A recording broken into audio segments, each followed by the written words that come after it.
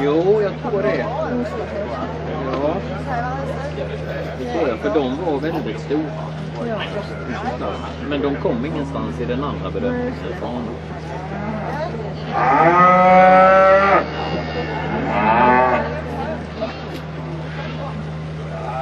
Jag ska roligt se hur han dör.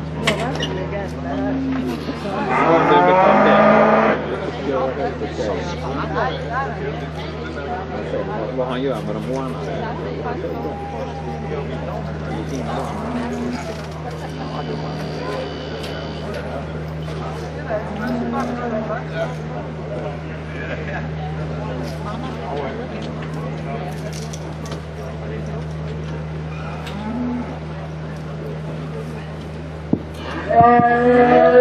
Okay, this last class of aged heifers, I think there's kind of three categories of phenotypes. I think this first heifer stands alone. I think the next two cattle line up very correctly.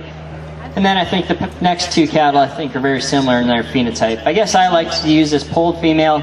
I really like her look and her balance and her design from the profile. She's a super level, square hip female. She's got plenty of muscle shape, and I think she's a little bit more genuine in her shape of muscle than what the female coming next is. She's big boned. She has a large foot to her. I think that she's got plenty of natural depth to her rib and to her flank, and that's one thing that I think she maybe has the advantage in over the cattle that complete the cast particularly. I would like to modify this heifer up to her front skeleton. If I could lay her a little bit flatter or taper her tighter into the point of her shoulder, and then maybe tow her head straighter off her front skeleton, those would be two modifications I'd make to the class winner. The female that comes in next is one I would term as really broody in her look. She's really long-bodied and extended from her shoulder forward. She already has the look of a mature cow because of her depth of body, her boldness of rib.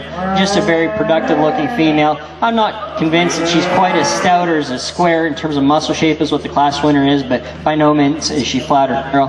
I think she's going to be one that will be exceptional when set into production. and I think udder quality will be fine. I think that's one thing that some of these cattle may need to be modified, is from an udder standpoint, from what we'd normally be used to, but I think these two females are sure going to be acceptable in that regard. A little bit larger frame cattle comes in third in this heifer, the young man showing with the horns. Again, she's very similar to the second place female in terms of her length of body, her depth of rib.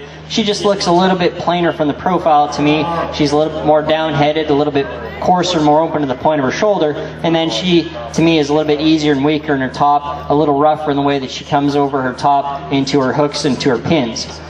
Next two cattle, I think, are just a little bit frailer in their makeup. If you talk about them as a pair, they're finer bone, they're narrow constructed. I still think the difference in the darker red heifer is that she's deeper bodied. I think she's got more boldness to her rib, or more curvature to her rib, and she's deeper and softer into her flank. I think that's the primary difference between the two cattle.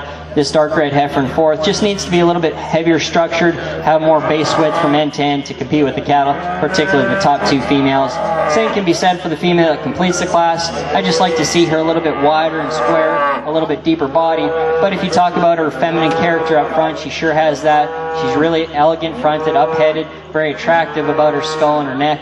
And I think that's one thing that really lends to her femininity. Excellent class. I think two really nice heifers to start off that are contrasting in type.